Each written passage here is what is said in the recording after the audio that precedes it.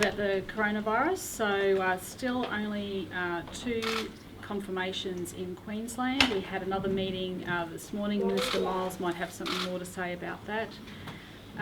We are working very cooperatively with the federal government. All of our agencies are dealing with incoming passengers, and all of that is going very smooth. I'm very happy with the progress to date. I've also written to the Prime Minister about kicking in our national disaster relief arrangements. That would mean that the state and the Commonwealth would share in the costs, and I've written that letter to him, and hopefully he'll give that due consideration as well. So very cooperative.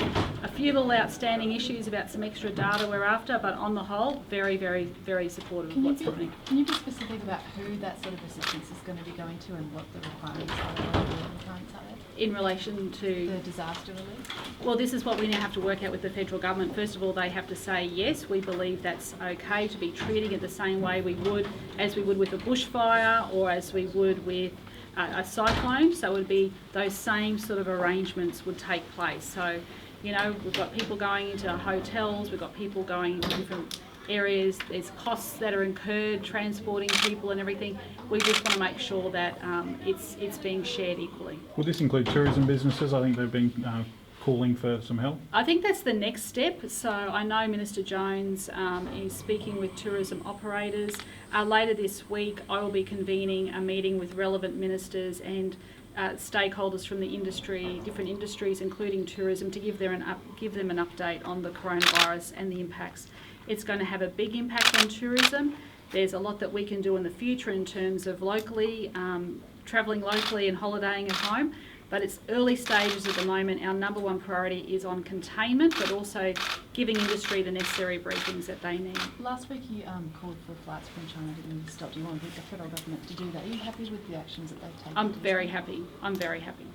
Can you talk to how this might impact the budget, the cost, obviously tourism, but also higher education and trade? Well, we have a huge international education group that come here, of course. That's really significant. We've got trade, of course, with cities in China that are in lockdown at the moment. They will have impacts. We just don't know how long this is going to be. So the quicker we can contain this virus, the better we will be placed to be able to continue with our trade into the future. But in relation to our trade with the rest of our countries, of course, that's going ahead. Anything else? Thank you. All right. Do you want to know about Currumbin By-election? Yeah, well, if you want to. Okay. For the Gold Coast, yeah.